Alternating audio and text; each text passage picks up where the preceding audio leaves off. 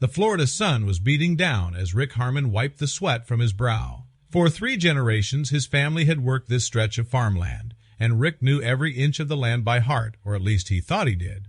That afternoon, while clearing brush near a pond on the far edge of his property, he came across something that would change everything. It looked like nothing more than a rotting tree stump surrounded by a mound of decaying leaves and mud. But as Rick nudged the pile with his shovel, he froze. Nestled inside were dozens of strange, leathery eggs, each the size of his fist. At first, he assumed they were snake eggs. Florida had plenty of them. Even invasive Burmese pythons had become a serious problem. Rick figured that must be the case. Still, it felt unusual. These eggs were much larger than he expected. Unsure, he decided not to disturb them. Instead, he marked the spot with survey flags, so that he and his workers wouldn't accidentally plow over the nest with machinery.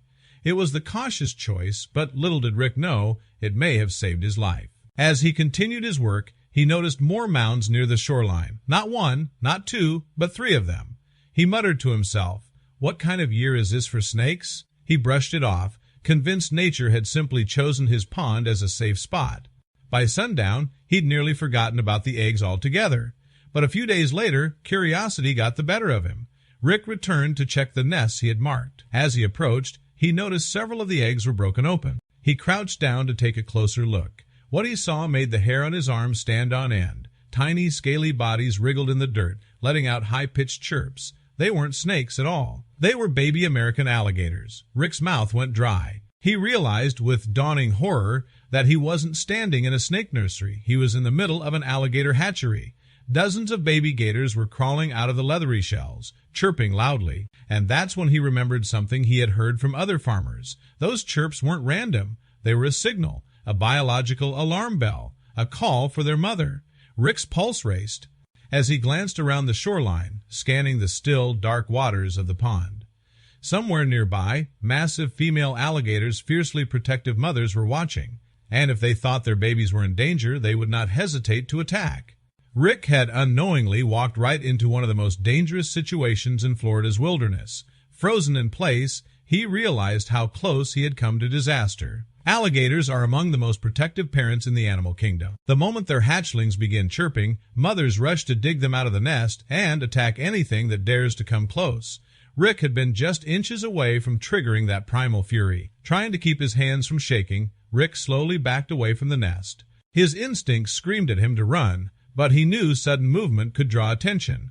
The chirps of the hatchlings echoed in the humid air, each sound making his skin crawl. He finally made it back to his truck, climbed inside, and locked the doors as if a 3-ton reptile would be stopped by a piece of metal.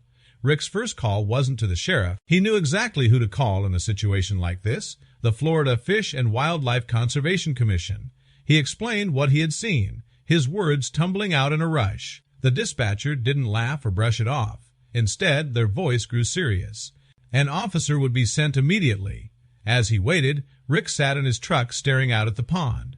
Every ripple in the water felt like a threat.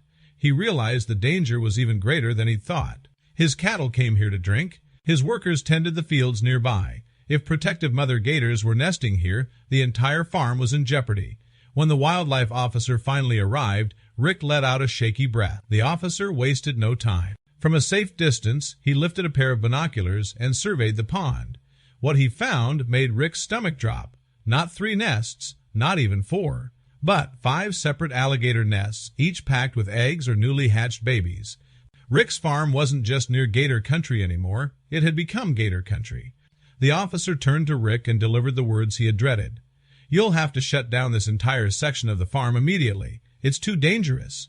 Rick felt his knees go weak. His family's livelihood was on the line. But what choice did he have? Between the hatchlings, the mothers, and the sheer unpredictability of the situation, keeping the farm open would be a death sentence. And so, with a heavy heart, Rick Harmon made the call to suspend all operations.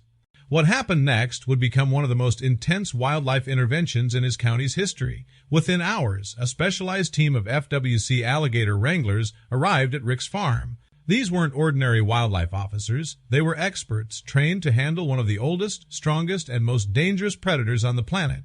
Their plan was clear: secure the hatchlings, then deal with the mothers. The first step was to collect the babies. It sounded simple, but Rick quickly realized how tense the situation was. Every chirp from the hatchlings carried across the water, like a dinner bell calling their mothers closer. The wranglers moved with precision, scooping up the tiny reptiles and placing them into secure containers. Rick stood back, watching nervously, his heart pounding with every splash and ripple in the pond. Once the hatchlings were safe, it was time for the real challenge. The mothers. Everyone knew this would be the most dangerous part of the operation. Female alligators, especially during hatching season, are notorious for their explosive aggression. They had to be captured and relocated, or no one on Rick's farm would ever be safe again. Large baited traps were set up along the shoreline, reinforced to withstand the power of a full-grown alligator. The wranglers worked through the night, never taking their eyes off the dark water. Rick barely slept, listening to the eerie chorus of frogs, insects, and the occasional guttural bellow of a hidden gator. By dawn, the first trap had sprung. A massive female, easily 10 feet long, thrashed against the steel cage, her tail slamming with terrifying force. Rick had seen alligators from afar before, but never this close. He finally understood why locals called them living dinosaurs. Over the next 2 days, 2 more mothers were captured, each larger and angrier than the last. Finally, after an exhaustive sweep of the property, the FWC declared the area safe. The hatchlings were relocated to protected wetlands, and the adult females were released far away, where they could continue their role in the ecosystem without endangering humans. Rick's farm was quiet. Again. Too quiet. The memory of those leathery eggs, the sound of the hatchlings, and the thought of their watchful mothers would stay with him forever. Standing by the pond where it had all begun, Rick whispered to himself, "This land doesn't just belong to us, it belongs to them too." News of Rick's discovery spread quickly through the community. Neighbors shared the story in hushed tones, calling it a miracle that he had walked away unharmed. Children whispered about the farm full of gators, while older farmers nodded knowingly, reminded once again of the wild power that lurked just beyond their fences. Rick had shut down his farm for several days, losing time and money. But he gained something more valuable, a profound respect for the ancient predators that had ruled Florida long before he was born. From that day on, he treated the land differently, always scanning the pond for ripples, always remembering that nature has secrets, and sometimes those secrets hatch right under your feet.